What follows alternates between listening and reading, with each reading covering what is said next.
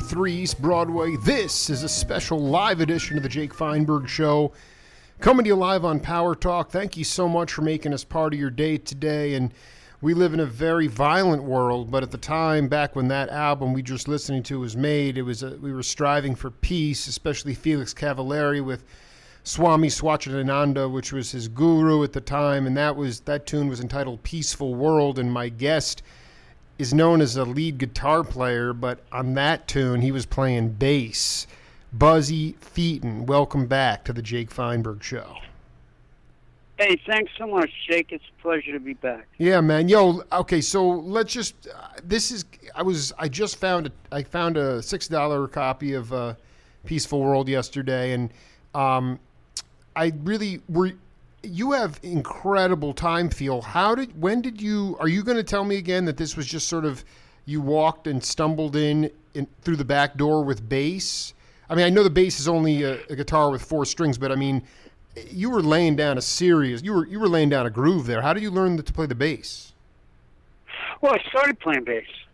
You started out? I started playing bass. Yeah, actually. I don't think I knew that. I started out playing bass, and I had a band in high school called The Reasons Why. Oh, yeah. You know, and we were, of course, trying to be the Beatles like everybody else, and I played bass in that band. And I also, that's also how I got the gig with Butterfield, oddly enough, was that I went to audition for Elvin Bishop's band playing bass. And Elvin, he didn't think I was right for his band, but he liked my playing well enough to refer me down to go jam with Butterfield at a club called The Generation in New York at 8th Street and Bleecker, and which after that got torn down and became Electric Ladyland. Wow.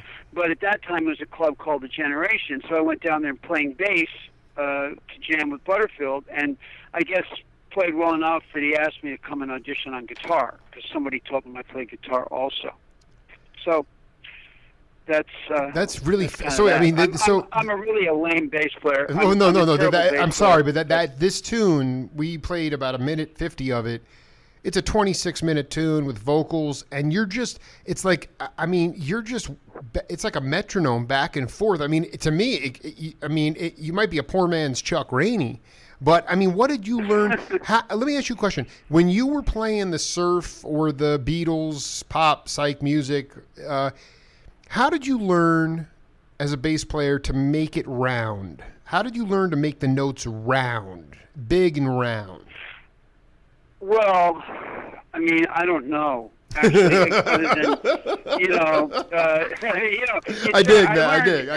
Early on. No, but I learned early on as a kid. You know, I studied classical music when I was a kid, and all through high school, and actually went to a conservatory playing French horn. So I was trained from the get-go to listen to the sounds I was making. You know, that was one of the things that was beat into me from a very early age, to listen to the sounds you make. That's the first thing you need to do. You have to like the sounds you're making on whatever instrument you're playing. And sometimes I think that gets overlooked or neglected. What are people focused? What are people focused on that's distracting them? Chops. Yeah. You know, they focus on chops and notes and technique, and they forget to listen to the sound they're making. You know, so, I think that is a risk. Not everybody, of course. I mean, there's some fantastically, technically brilliant players that also have a great tone.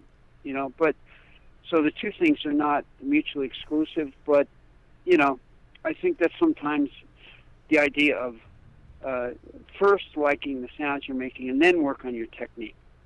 Okay, so I just for the record here, in my transcribing of our first interview, you said Al Cooper was a big advocate of mine. He recommended me for Butter, but actually you're telling me now that it was Elvin recommending you to Butter. Is that right? Well, he didn't recommend me to Butterfield. He just referred me down to that jam session. He said, "Hey, you should go play with Butterfield." That's what Bishop said. I don't think he. Yeah, I don't think he called Butterfield and said, "Hey, there's this bass player coming down there." I think he just, just sort of, suggested Dropped it. you. Although Yeah. I don't know. I don't know what happened behind the scenes. I don't know whether I would have been allowed on stage to jam with those guys had someone not dropped the bug in his ear. Probably not. So Cooper, though, So Cooper loved guitar right, players. Could have been Al Cooper. Yeah, Cooper might have said, I'd already worked. Yeah. Because Cooper loved guitar players, maybe he said to Butter, "Hey, Buzz plays guitar too." Who knows? That's exactly what happened. Oh, beautiful. To be Okay, well, that's what I love to know. Before we get into anything, I was so happy because I found this tattered copy of this record, and it's something that there are no clips on YouTube, and it's just an incredible record. It's called Don Cooper. What You Feel Is How You Grow. Do you remember this vinyl at all? It was on Roulette Records. You on lead, burning electric guitar. Bernard Purdy plays drums. Another cat named John Zubak. Tom Dawes on... Oh, yeah, Beto. Yeah. Beto Zubak. Oh, my God. And Tommy Dawes? Dude, Dawes. Oh, my God, man. Larson. Dawes. D-A-W-E-S? D-A-W-E-S. Okay. Right. Tommy Dawes. Don Cooper, the leader. Tommy Dawes. First of all, there's this tripped out back cover of almost like a road you would see up on the Taconic Parkway somewhere, but it's like a rustic road with a fence with a guitar that's being drawn as a bridge into New York City. It's wild looking. So we got Sanborn, Dinwiddie on tenor. Larson, Keith Johnson, Yehuda Ben Asher, Toots Thielman, and Buzz Feiten. What You Feel Is How You... It was on Roulette Records. I think Roulette Records was a Mafia label, wasn't it? I think it was. Oh my God! Dude, I'm gonna mail you this. This is This is a gem. This record, What You Feel Is... Oh my God! Yeah, no, and you're burning on it. You're the only guitar player. I mean, you're burning. Oh, thanks, man. I have no idea. I have never heard it. I can recall. I can give you some history, some backstory if you want. Well, I mean, was Cooper from upstate New York, or what was? Yeah, give me a little background. Well, Tom Dawes was a fantastically successful jingle producer and writer. He also had a band called The Circle with a Y. Oh yeah. That had a hit called Red Rubber Ball. Yeah, John Simon produced that. Right. So that's Tom Dawes. John Zubak is also known as Beto, B-E-A-T-O. Zubak played with the Soul Survivors. Oh my! And a really odd P3 player named Jerry Novak, and that's how I met Beto, John Zubak. Anyway, really interesting guy. This guy Jerry Novak. Anyway, John. Wait. Is Novak? Are these cats still with us? Are these cats still with us? Beto is. John Zubak is. Beto. Dude, Zubak is on fire. Purdy plays on a couple tunes with Gordon Edwards. So basically, right. Dawes was responsible for getting you into the jingle circuit. Is that right? Yes. Wow. Yeah, he lived in Woodstock, too. So we played in his band. He would sometimes play with us, and we used to rehearse at his house. And he had a beautiful house in Woodstock, sort of a huge log cabin with a swimming pool in the middle of the woods. It was like heaven. Oh my gosh! And he had a beautiful townhouse in New York. No, also. I mean this is great. It says arranged by Dawes and your boy Freddie Beckmeyer. Right. Unbelievable. This is unbelievable stuff. Yeah. So and who are the other guys? Oh yeah, Danielle Ben Zebulon. Well, some Yehuda Ben Asher. So he took his Israeli name, and then Dawes and Frank Owens. This is weird. It says on Blueberry Pickin', which was a tune. Neil Larson on Step Away and Natural Way, Keith Johnson on trumpet, Sanborn on lead and alto, and Dinwiddie on tenor. Wow. Buzzy. Now that's fine, man, because I had no idea. Well, just do me a favor. Private message me your your address or whatever, and I will before I leave for New York tomorrow. I'll put this in the mail for you because you need this. You need this record. This and there's nothing on. Yeah, I need to hear that. Oh, you need I mean, this is off the chart kind of thing. But I wanted to. This came to me. I interviewed Charlie Daniels a way back. Whatever you want to think about him, right. He was a studio shark in his own right. Before he became a leader. He was on Nashville right. Skyline, and he told this story about being in the studio with Dylan, which was so different. Dylan was so different than any other cat because he basically picked up a guitar, started to sing the song, and then would take suggestions from people, and eventually that's how the song was made. And I was wondering on New Morning, could you talk about the way the songs came together on New Morning? And was that the first time that you had crossed paths with Dylan? Yeah, that was the first time that I'd crossed paths with Dylan. Al Cooper got me on that session, I believe. Anyway, I somehow ended up there. And Dylan was a man of few words. He, at least in this situation, he was. He would, he came out and he'd go in the vocal booth with his guitar, and he'd play and sing the song.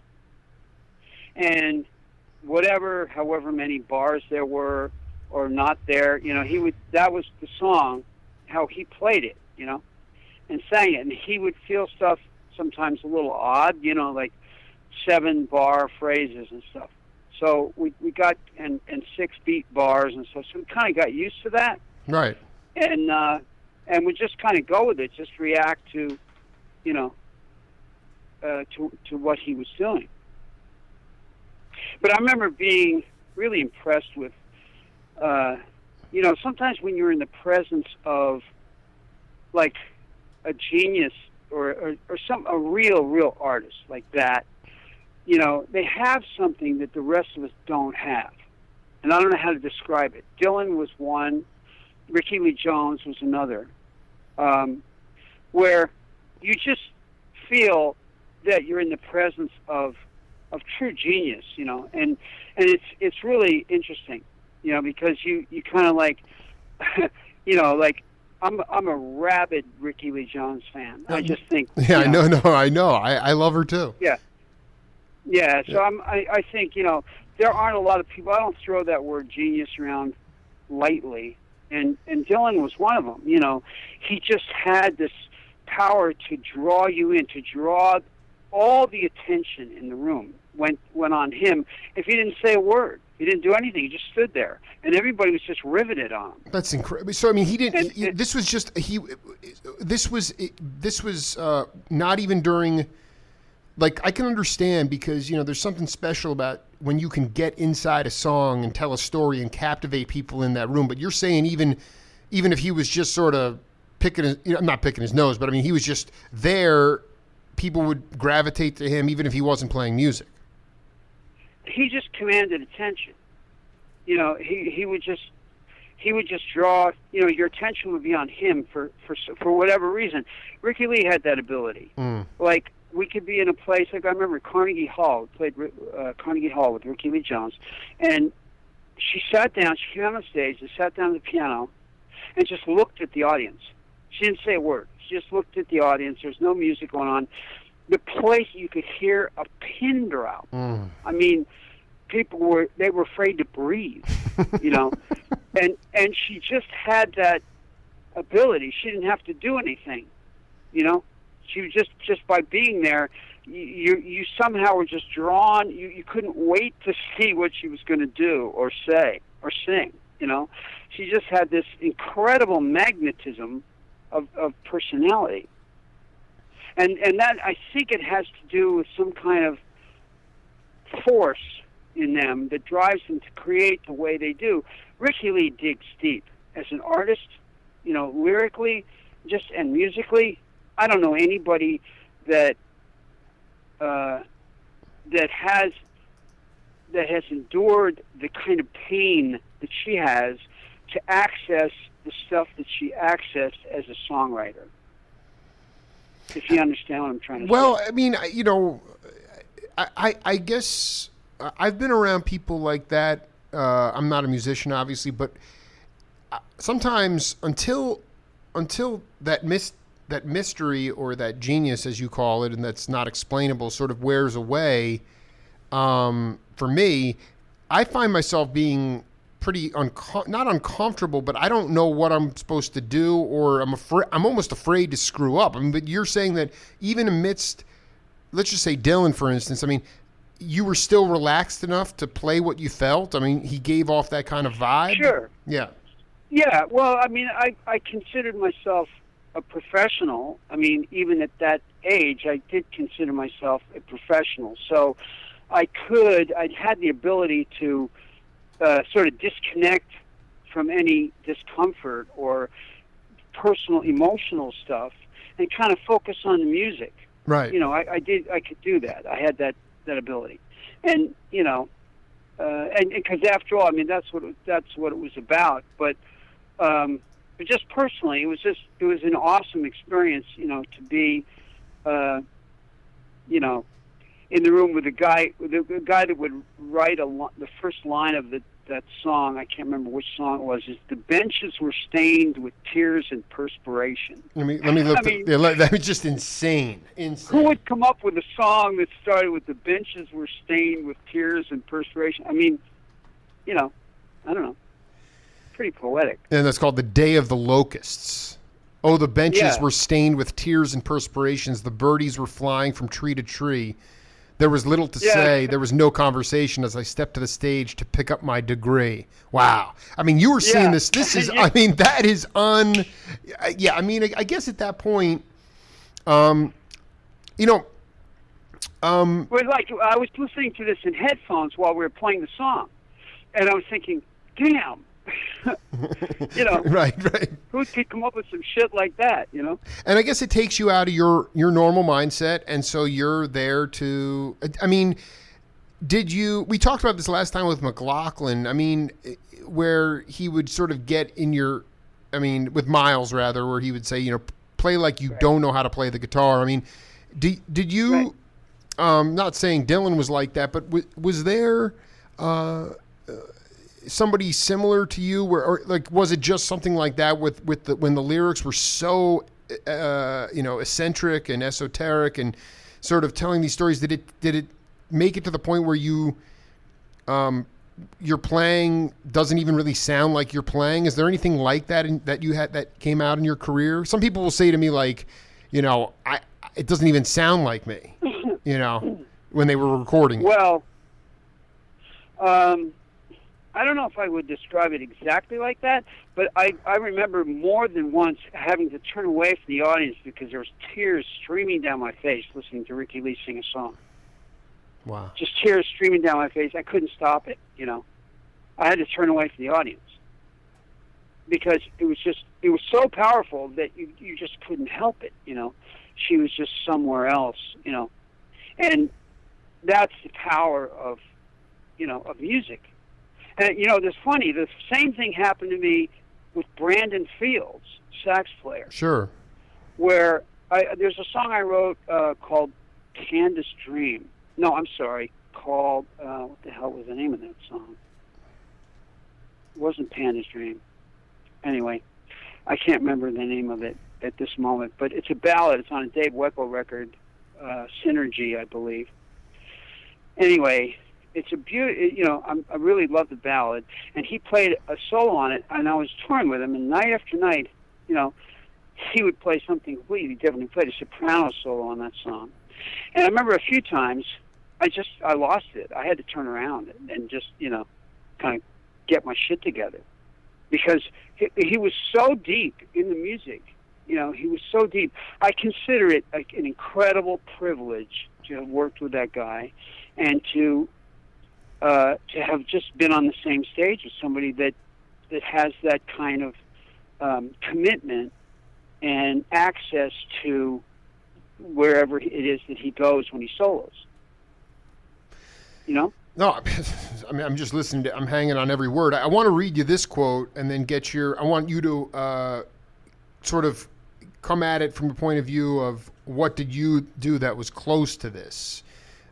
This is from Mike Mainieri. I don't know if you ever crossed paths with. Mike Mainieri. Mike sure, Mainieri. yeah. Okay. He said in 1965. Now, Buzzy Feiten at that point was in Long Island. I was a junior in high school. You were playing surf music, just listening to all the other stuff that all the other Long Island punks did, like me. In 1965, Donald McDonald, Warren Bernhardt began looping. They would sit, get high, and play a gig. They'd sit there for days going through tapes of gigs that we recorded. We'd cut up these tapes, and we'd say, this would work with this would work with that. And they turned out to be very interesting loops. And while we were playing, Jeremy Steig would have a coloring sheet, and as we'd be playing, he'd be drawing. Slowly, these beautiful drawings would just appear on a silk screen. We were experimenting early on when I used pickups on the bars of my vibraphone so I could get through wah-wah pedals and various other fuzz tones and loops. Did you do something similar with looping? I mean, can you talk about here's the thing. So many people now, you talk about putting headphones on, and, it's you and Harvey Brooks and New Morning, Day of the Locusts, but it was human beings in a studio together. A lot of isolation now, but a lot of these cats were playing games. Even the hip-hoppers. Hip-hop came from cats going to the park and just doing it. And you talk about any kind of experimental stuff you did with looping early on or something. I just want other younger cats to realize that, ingenuity and entrepreneurialism can be a cathartic thing. Oh, yeah, absolutely. I never really, to be honest, I was never really that guy, the technical, right. guy. I was more in the, my experimentation had more to do with playing in real time than it did with looping or recording interesting stuff. But I know a lot of people did it. Zappa did it a lot, and the guys that worked with Zappa would do that kind of thing quite a bit. And, Joe Zawinul, he did all kinds of crazy shit that, was fantastic. What kind of, with Cannonball, or like what kind of stuff did he do? No, like when he did his own band, with his own band. I've just heard stuff that he's done that, using samples and using weird percussion loops and just interesting shit where he would trip out on that. He would create a 8-bar loop or 4-bar loop or whatever, and then just go off on it. And really good at it. Did you? This is also the funny thing. This is something I wanted to get with you on. Is that you're somebody who takes pride in crafting a solo that is sequentially very coherent. It grooves, it cooks. But can you talk? I mean, Rick Marotta, the drummer, was talking to me about, there's a guy, and he didn't mention the name, but the guy was out in L.A. and he's a decorated studio cat, very big chops, and he kept saying to Rick, we should play this live gig. Let's play live, And Rick's like, okay, that sounds. He's like, and he goes, but if we're going to do a 45-minute set, I want to play like 20 tunes. So that means you stop wanking it for 15 minutes on a guitar solo and make it short and concise so we can get through a number of songs. So they did rehearsal, and they're, everything's going well, and the groove is there, and they're getting through takes, and the guy's cutting his songs down. And the minute they get on the bandstand, the guy starts going off on this, it could be, similar to a Bitch's Brew kind of thing. It's 15-minute solo, and Rick's yelling at him, stop. And I just wanted you to talk about, your philosophy in saying what you need to say in a short period of time, and how you have you've perfected that craft. Well, yeah, that was a big deal to me to learn. And this is something I talk to the people I mentor about. Yeah. About, you got to tell a story. There's a beginning, middle, and an end when you're soloing. And like a story starts with once upon a time. There was a princess that lived in the forest. And then it makes the listener want to know what happened to that princess in the forest. You have to start by hooking them in, right?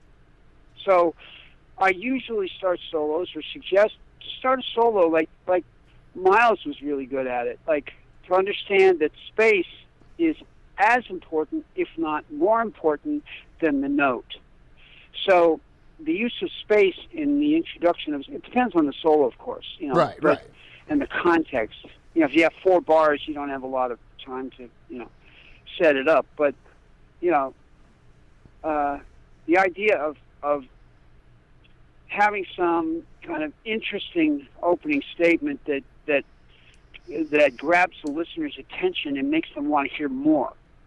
Like, it could be an odd note, it could be a single note with a lot of space around it, it could be a strange phrase, just something that, kind of sets the tone. What was when you talked about something, you worked on it for a long time, could you talk about the hardest part for you in terms of getting to that point where you felt like you were able to tell a story using space and not feeling pressure to, because some people, I guess, how did you know when to stop? How did you know when to stop? Right. Well, that was the trick. You're right. That was the challenge. When to know that you told the story, you're done. You don't need 5 climaxes. You just need 1. Right. Right. And learn how to get out of it,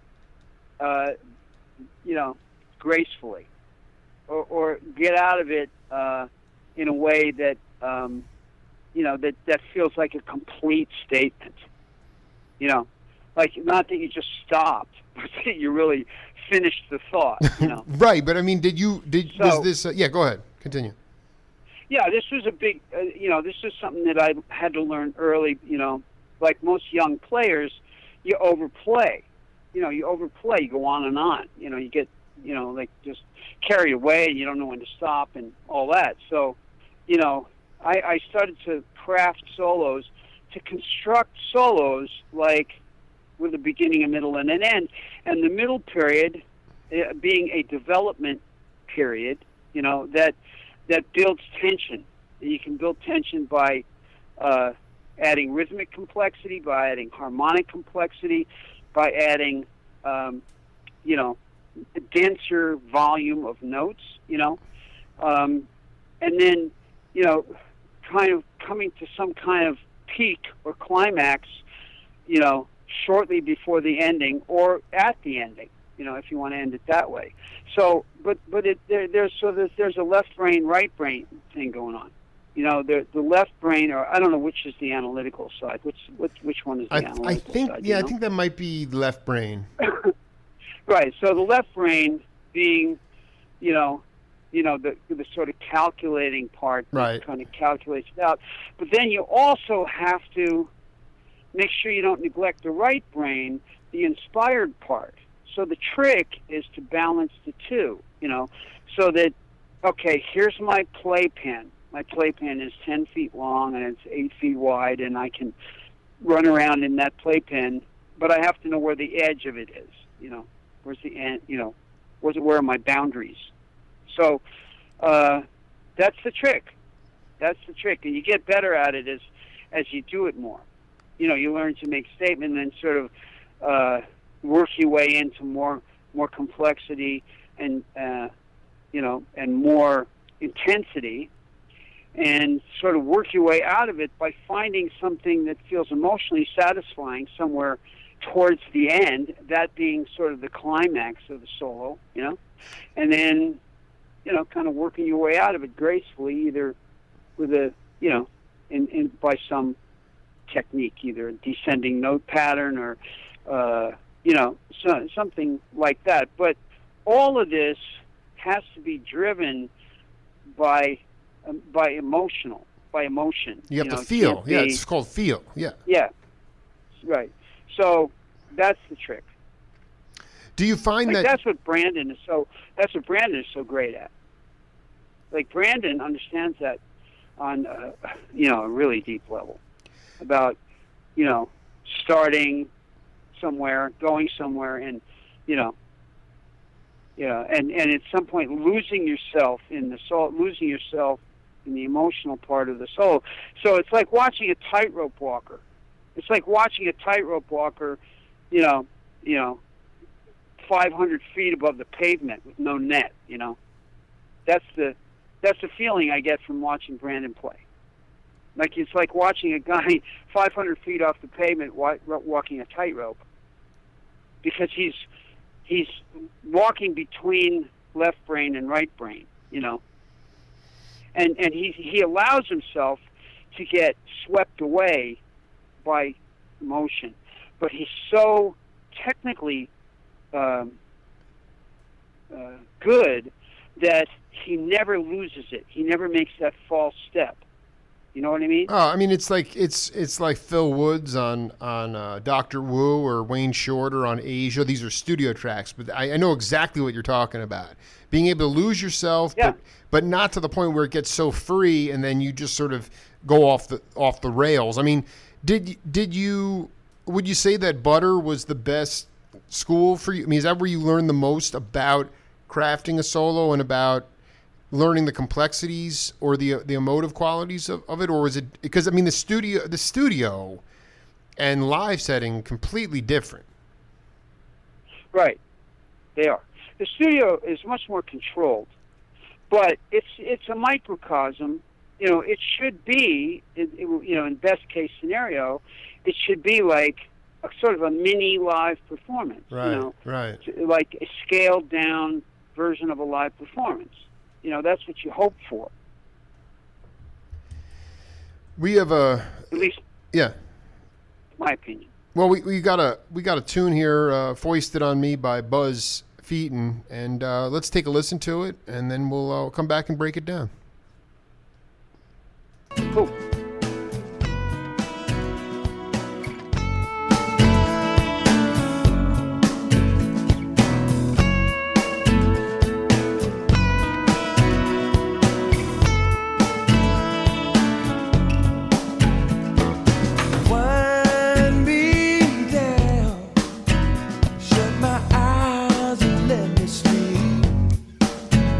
Let the rain come down.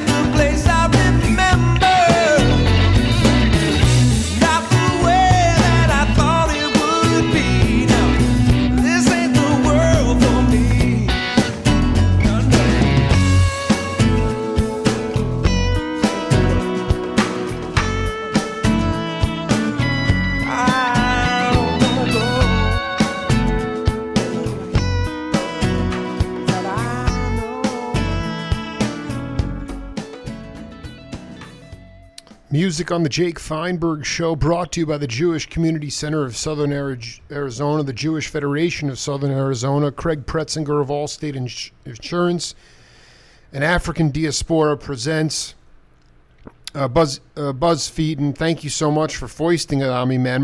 I guess my question, that this ain't the world I know, did that get airplay on FM radio? No. Pathetic. And it's pathetic. It's pathetic. That is that's why can't anyway. I mean, what was the?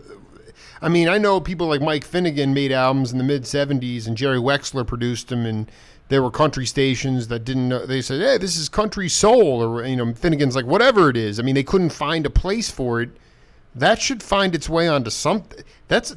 Well, I would think so. That was been a source of frustration for me. That, I sent that project around. A few labels that I thought would be, open to it. I think it's a pretty damn good record. The Whirlies, not just that song, but the whole record. I'm really proud of it. I think it's some of the best work I ever did. Why do you say that? Why? Tell me why. Well, because I think I succeeded at writing some songs that had integrity as songs. First of all, that had some really good playing on it, but that also was commercial. In other words, I wanted to write kind of a pop record with good guitar solos but more importantly, with decent lyrics and great singer, and just something that kind of reflected, my taste musically at that time. And I think I succeeded with it. And I'm really proud of that record. And I think it still holds up. It still sounds. It does not sound dated to me. No, I mean it reminds me of a cat who the hook. There's a hook in that tune, similar to a guy named Paul Farso, who is a great singer for the Loading Zone, which was a Bay Area psychedelic band with Linda Tillery back in the '60s. And right. They did a tune in a trio, Chop Wood, Carry Water, and the message is very similar. As far as having a hard time understanding. Just being that things have worn out, we need something new, and it's just so it resonates with me, and I think it holds up better today. But again, it's like this is the conundrum that we face. Is just I saw this thing the other day where it was like, how can you have an R&B fest? How can you have a jazz festival and the only artists are R&B artists? How have we gotten to this point where it's like? I don't know. To me, it's like, how do you, like, for just speaking to the world out there, how do you deal with that disappointment, Buzz? I mean, your record speaks for itself. People are commenting on here that you're doing this, you're off on this tour, you've played with all these luminary cats, but yet when you do something that you pour your, it's blood, sweat, and tears, you pour your heart and soul into something, and it just doesn't get any airplay. I mean, how do you basically not be resentful and overcome it and stay inspired? Well, I'm a human being. And so, of course, I'm going to get angry, I'm going to get frustrated, and I'm going to get pissed off. Right. But, that being said, that doesn't have to make somebody bitter. You don't have to become bitter and defeated, As far as I'm concerned, I love what I do, and that's not ego. That's not coming from an ego place. That comes from a gratitude place. That I'm so lucky, so incredibly blessed to have been able to do this for this long. That's the first thing. And second of all, that I've been blessed with incredible musicians in my life, who I've been so fortunate to work with. So that's the underlying vibe. The temporary frustrations or the periodic you know, stuff, it's not, it's not as important as the gratitude. But, so I stick with how I feel about things. I don't focus on the bank account or the result, like, hey, I didn't get rich, but I made this great record. I don't focus on that. I focus on my sense of personal achievement. And if I feel like I personally achieved something, hey, man, that's good enough for me. If the world agrees or not, that's a separate issue.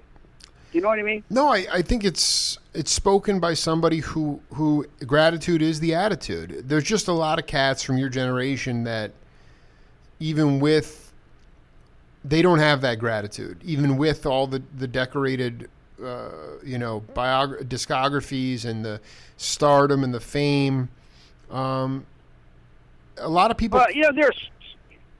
I'm sorry, I interrupted. No, to me, this is the important part of it, because, I mean, we're living through a time now where it's even, resources, quote unquote, are getting less and less. And so people are just, you say, oh, okay, run to the end of the block, I'll give you $100. People are so desperate that resentment and bitterness in a quantitative way comes in so much because of the greed factor. And it's just so important. Sure, it's so important. But that was not the mentality of Levon Helm and Paul Butterfield and all the jug bands and Art Blakey and all. I mean, these cats wanted to make a living, but they wanted to wash away the dust of everyday life for those patrons who came in. And I say, you know what it is, Jake? Yeah, go ahead. You know what it is? Yeah.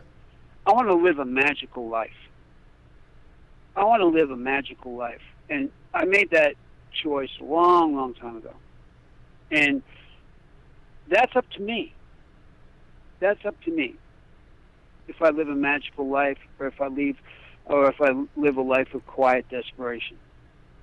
So, you know what I mean? I'd like you to, no, but this is what I want, people use that word, and so so tell me about it. Unpack it a little bit deeper. Well, magic for me is what happens when people play music together. Mm-hmm. And that's a gift from God, man. We don't create that. We don't create anything. We're just vehicles. We're channels. Right. And sometimes God throws a big bucket of talent into somebody, and sometimes he doesn't. He gives that person talent in another area, So musical talent is a gift from God, and it's random, and you're lucky if you have it.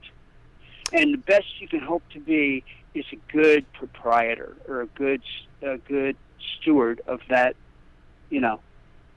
gift. Absolutely. And the question is, the key is that you recognize what your gifts are, and that keeps you away from the quiet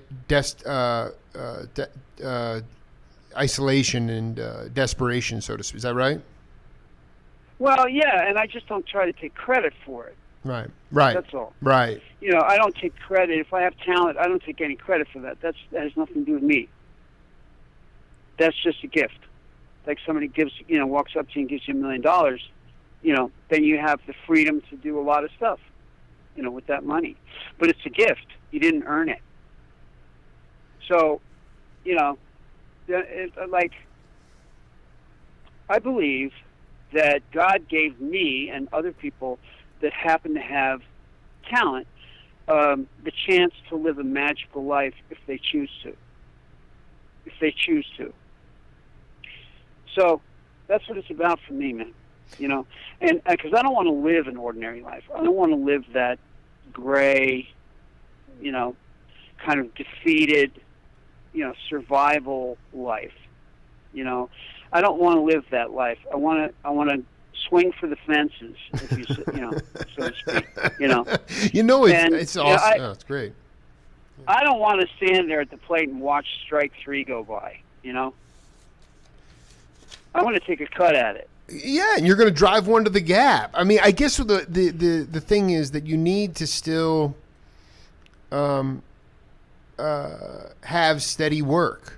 And I think a lot of people wind up Right. crawling into that place of desperate quietness because, they look at it and say, oh, well, whatever, my glory years, the best are behind me, or there's no places to play, or there's no kind of music that really motivates me, and they're trapped. And, and they're beautiful people, and I feel bad. But you do need to have that stream of, you still need to have the gigs, and the gigs are what's gone now. That's, to me, the biggest. Right. The concept albums are gone. The industry is gone. So you still need to have the gratification of the gig so that you have something to focus on and so that you can hit the ball. Well, but here's the deal, man. Yeah. That's why I think we talked about it before. I think there needs to be, and I think that it may be starting to happen, where there are little enclaves of people with resources, right, who want to support art. They want to create those bitchin' labels where people can do awesome music and the artists are going to be okay. That's what needs to happen. People with money that care about good music need to pony up. They need to step up to the plate and say, okay, if I love good music, then I need to support it, because there aren't any more labels to do that. I need to either create a label or support artists in some way with money. Nothing's free. I can't go to the guy that fixes the brakes on my car and say, hey, bro, just fix it, man. Yeah, no, I'll get you later. I'll buy you a beer. Yeah, I'll catch you later. Yeah, but that's what's happened with music. Exactly. You say, hey, man, just give me some great songs. Give me some great songs. Give me some great music. I don't want to pay for it. Just give it to me. Yeah, and in the live setting, they're like, yeah, you want to play here, no problem. You can pay to play here. You can play for the door. We're not going to give you any money. That mentality. I'm with you though. The enclave part, and I think the other thing that's interesting, even though I don't travel nearly as much as I'd like to in the States, is that the flyover towns in this country seem to be now the new meccas of these enclaves, as opposed to what the cities used to represent back when you were coming to form. Before we wrap up part 2 here, and we're not even close to being done because Buzz gave me another track that we're going to have to pick up on in part 3. But I wanted to ask you, we just lost him. How did you wind up going to Capricorn to play on Laid Back, Greg Allman? Oh, bro, I don't even know if I should tell the story on the air, but I think that's. Anyway. Yeah, whatever you want to do, the PC version, whatever you want. It's actually kind of a statement about that period of time, first of all, and about I was not doing well during that period, and I remember. So it's kind of a funny story, actually. I remember waking up in a hotel room, had no idea where I was, with a bandage on my arm. And I took the bandage off, and there's a tattoo under there. I had no idea how I got a tattoo or why I was in the strange hotel room. Yes. So I had to call down to the desk. Yeah. So I had to call down to the hotel desk and ask them what town we were in. And it was Macon, Georgia. So that's how I started, Wait, hold on. Yeah. You don't remember getting the call to come down for the session? You just woke up in a bed? I don't remember anything. I just remembered that I was in a strange hotel room with a tattoo. Do you remember flying to Georgia? You don't remember any of this? No. Wow, this is unbelievable. You were down because I'm like, dude, Buzz was. I found this record the other day. Opened the gatefold. And it's like, Dwayne, it was Greg's first solo album. It's like Buzzy Feiten's playing. Yeah. I'm like, Buzz was down in Macon, and you don't even remember how you got there. Right, exactly. But I can look back at it and laugh. It was pathetic at the time, but I did manage to get my shit together enough to. I did come to myself and clean myself up enough to make a presentable showing at the session. Right. But, that was a very sad period of my life. Back to the early 70s, I was not, that period right then, whenever that was. It was not a happy time for Wow, me. that's really amazing because it's so amazing because you can take so much for someone like myself who wasn't even born at that time, and looking back and just being on sort of a buzz kick lately, so much, you might have, spiritually been suffering, but your playing was great. Well, thank you, man. Well, I mean, it's the ultimate, sort of dichotomy of life. I mean, where you know in your heart that, with both feet on the ground, that you were in turmoil, and yet, you're playing your butt off. I mean, I guess the question I had was, did you, like, I know you don't remember how you got there, but did you have a buddy? Did Greg actually call you for the session? How did you even get the nod to come down there? Well, I think I got a call from a manager or something. Right. Wow, that's fascinating. Yeah. So I got to bounce out for a couple weeks here and go to New York, but I'm going to mail out this Don Cooper record to you, and let's plan on Are you going to be out of the? You be traveling at all, or can we pick this back up in maybe a month or so? Sure, of course. All right, it was great, man. I'd love to. It was great. It was. Yeah, I enjoy it, man. I enjoy talking to you. It was a ball, man. I'll have this up later, and I'll get you a copy of this, and send me private message me your address so I can send this record to you, because this is an amazing album. Yeah. Yeah. Yeah, I'll sure do that, man. Yeah. And if you'd like to have a copy of the Whirlies, I'll send you one. Yeah, no, you know what? You have it on vinyl? You have it, or CD? No, I got it digital. Yes. What I would love, you know what? It's crisp and it's. I'd love to hear the whole album, actually. So that would be super cool.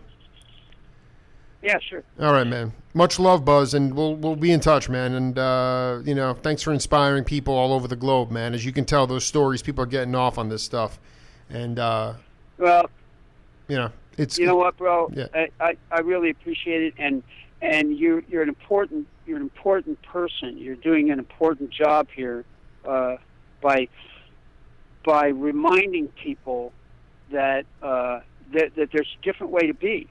You don't have to be, and that's what that song was about. That this ain't the world I know. We don't have to live by other people's rules. You can live by your own, and it's a lot more fun. And let me tell you, I'm going to need a Jake Feinberg benefit show concert to keep it going pretty soon. So let's rally the troops. But I'm with you, man. You can, you know what? Much love to you, man. Have a ball, and let's just stay in touch. I'm really psyched. This is part 2. We're cooking along here. So talk to you soon, man. Okay, thanks, Jake. Later, dude. Bye. Bye.